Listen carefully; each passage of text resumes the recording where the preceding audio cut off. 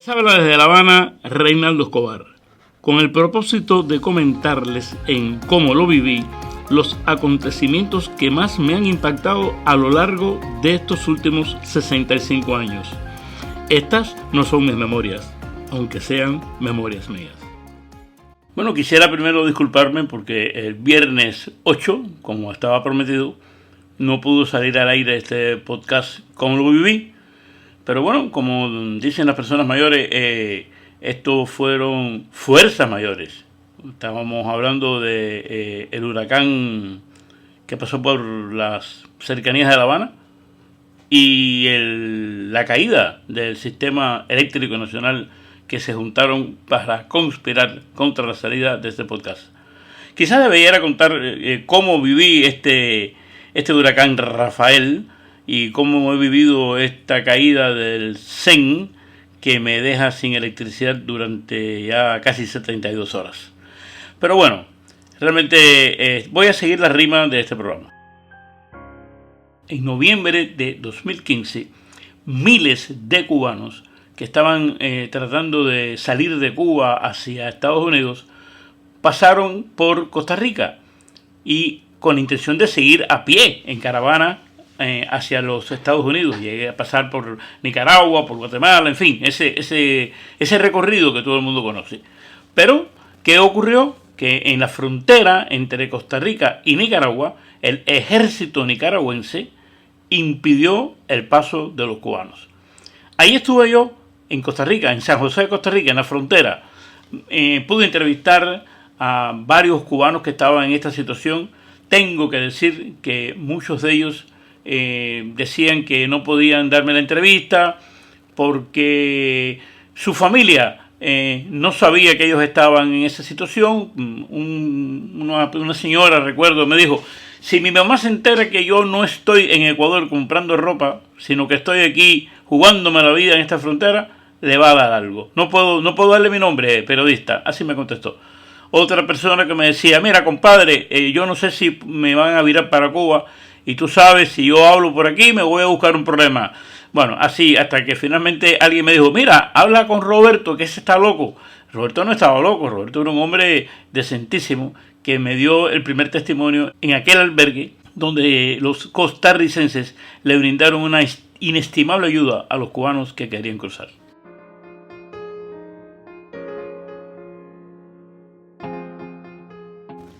El señor Roberto, que no estaba loco, me contó que la mejor impresión que él había tenido en toda esta experiencia había sido la ayuda que las personas, a veces organizadas a través de alguna entidad de la sociedad civil, otras directamente una familia, a través de las iglesias, los costarricenses le dieron una ayuda a los cubanos muy importante. Le dieron comida, le dieron ropa, le dieron todo lo que se le puede dar a un hermano, se lo dieron los costarricenses. Eso me lo contó este señor y lamentó realmente la postura del gobierno nicaragüense que estaba frenándolos. Ellos no querían ir a vivir a Nicaragua, ellos querían pasar por ahí y seguir de largo.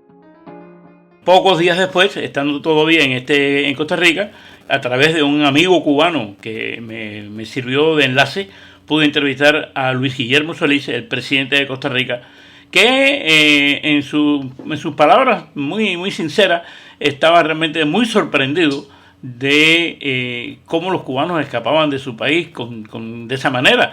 Que él siempre había oído decir que Cuba era un país donde todo estaba resuelto, pero que, claro está, no era así.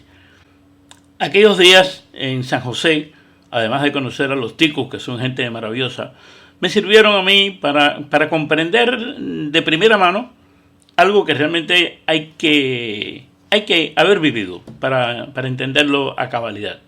Y es el tema de cómo hay gente normal, personas como las que usted conoce, que un buen día lo dejan todo y se lanzan a una aventura como esa de cruzar las fronteras con tal de escapar de este país. Realmente muchas veces he sido crítico, pero en lo personal con eso he dicho: pero están locos, ¿cómo van a hacer eso?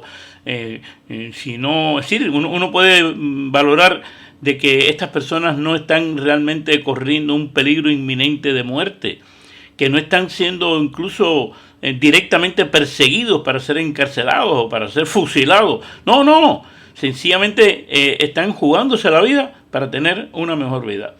Y eso, ver allí a padres de familia, a personas adultas de la tercera edad, a gente de todo tipo, y haciendo algo que todavía los cubanos están haciendo cosas como esa.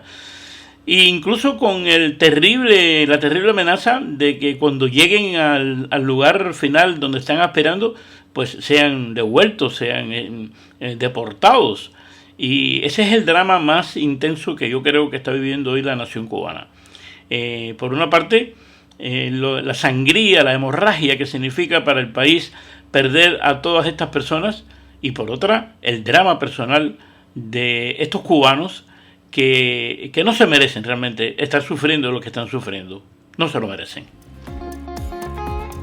En la primera semana de noviembre de 1975 comenzó lo que se ha dado en llamar la Operación Carlota, que es el nombre que llevó una operación militar donde miles de cubanos participaron en la guerra de Angola para supuestamente garantizar su independencia frente a la amenaza de Sudáfrica, pero realmente era una intervención a favor de un partido, a favor del Movimiento por la Liberación de Angola, que en ese momento dirigía el señor Agostinho Neto. El argumento oficial que ha usado la propaganda de la dictadura cubana para justificar esta intervención militar en otro país fue que los cubanos teníamos una deuda histórica con los africanos, porque claro, las riquezas de Cuba en la época de la colonia fueron producto del trabajo esclavo de los africanos. Y entonces, bueno, pues Cuba tenía una deuda con los africanos y había que ir allá a combatir para garantizar la independencia. Ese es más o menos, contado de manera más o menos brutal, el argumento oficial que justificaba esta presencia cubana en Angola. Pero hay otras maneras de verlo. Hay que decir que, por ejemplo, Agostinho Neto y el Movimiento por la Liberación de Angola eran el movimiento preferido por la Unión Soviética. Es decir, Cuba fue a participar allí, y esto es una otra manera de verlo, en nombre de la geopolítica de la Unión Soviética, para complacer a los soviéticos, para ayudar a los soviéticos en sus intentos expansionistas en África, y por eso la Unión Soviética puso el armamento y los cubanos pusimos los soldados. Entiéndase, ellos ponían las armas y nosotros poníamos los muertos. Un resumen de aquella operación arrojaría que más de 450.000 cubanos estuvieron vinculados a esta presencia cubana en Angola. Claro, entre eso había soldados, ingenieros, médicos, hasta maestros. Pero la mayor parte fueron soldados. Un total de 2.655 cubanos fallecieron en esa intervención militar en África. Muchos de ellos en accidentes, otros en combate, y claro está, también hubo gente que fue matada en broncas que hubo, en disparos, en abusos, en fusilamientos. La cifra total es esa que se ha dado a publicar, aunque mucha gente sospecha que el número es mayor. ¿Cómo viví la Operación Carlota? Bueno, la viví de lejos. No tuve la mala suerte de poder participar en esa contienda bélica. Sí, tuve muy buenos amigos, como Iván Cañas, Antonio Conte, compañeros míos de la revista Cuba, que fueron llamados al servicio para esta guerra. En más de una ocasión estuve citado por el comité militar y formaban a la gente en unas filas y le decían: los que estén dispuestos a cumplir una misión internacionalista en la hermana República de Angola, que den un paso al frente. Así lo decían aquellos militares con su tono autoritario. Y claro, el que no daba el paso al frente, no voy a decir que se buscaba un problema, pero realmente en su centro de trabajo luego se sabía esta debilidad de no querer participar, y eso tenía consecuencias. Todas las veces que me vi en esa situación, di el paso al frente, pero luego tuve la suerte de no ser llamado a filas, por razones técnicas del ejército, porque tenía un salario alto, porque en ese momento el número de gente, bueno, en fin, nunca fui, estuve a punto de ir varias veces, y me alegro infinitamente de no tener en mi conciencia y en mi memoria ese lastre que tienen todos los que tuvieron que combatir en aquella aventura de la dictadura cubana. Así me despido, esperando encontrarme con ustedes aquí en Cómo lo viví cada viernes de este 2024.